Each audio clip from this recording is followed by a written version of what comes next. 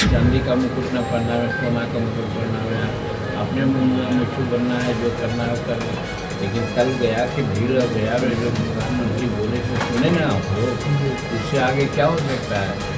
और उन लोगों का कहाँ पर कुकिंग है।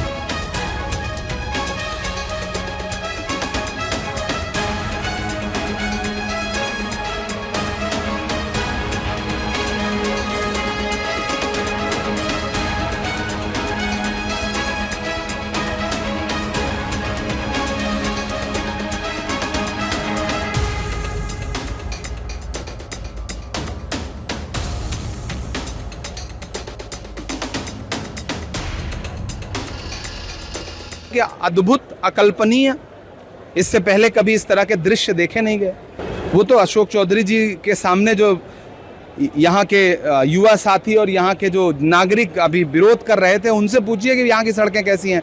मैं रात में मुजफ्फरपुर से यहाँ तक चल के आया हूँ, सड़कों में गड्ढे हैं या गड्ढे में सड़क है, इसका तो अंदाज़ा लगाना बड़ा मुश्किल है। एहसान नहीं, अगर कहीं 1 किलोमीटर 2 किलोमीटर का पैच आपने चमचमाता बना दिया है तो अपने परिवार के पैसे से बनाया है क्या? एहसान किया है क्या? एहसान किया है क्या? पूछिए मंत्रियों से कि एहसान किया है क्या, किस लिए हैं आप, आपका दायित्व तो क्या है, और उसके बाद आप बिहार की जनता पे एहसान जता रहे हैं। बहुत ही शर्मनाक और बहुत ही अहंकारी भाषा है बिहार के मंत्रियों की। आप देख रहे हैं अभी कटिहार से हम पूर्णिया की तरफ बढ़ रहे हैं और अभी 25 को एक दिन का तो ब्रेक है, लेकिन 26 को प्रियंका गांधी जी भी आ रही हैं मैदान में। हमारे इंडिया गठबंधन के मुख्यमंत्री जितने भी हैं, कांग्रेस के मुख्यमंत्री सब आ रहे हैं।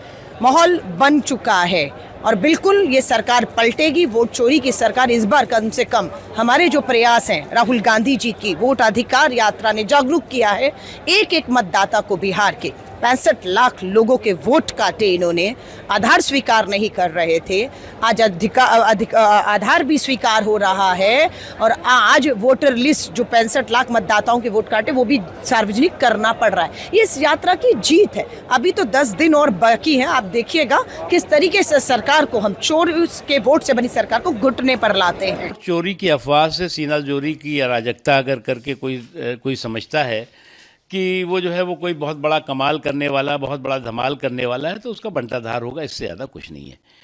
क्योंकि चाहे वो राहुल जी हों, चाहे उनके और भी कुनबे के साथी हों, उनको समझना चाहिए कि जब पिच जो है वो उनका साथ न दे रही हो तो बाउंड्री के बाहर से बाउंसर की बकैती करके वो जो है वो कोई बहुत बड़ा कमाल कर पाएंगे या जो है वो बोगस वोटों का बचाव कर पाएंगे, तो उसमें वो सफल नहीं होंगे। इतना बड़ा आदमी अपने को समझ रहे हैं तेजस्वी जी, तो भाई हम उनको धन्यवाद देते हैं कि बहुत सोचते हैं।